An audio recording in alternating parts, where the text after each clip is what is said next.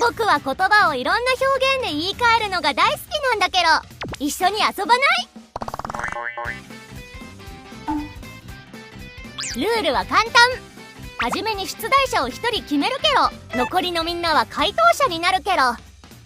出題者がお題カードと言い方カードを1枚ずつ引くけど、回答者はこのお題に合わせて言葉を言い換えていくけど、いい回答がたくさん出たけどね。出題者が一番いいと思ったワイドフォルムを答えた人に1ポイントゲットけど、出題者を交代して続けるけど、一緒にたくさん考えて楽しく言い換えよう。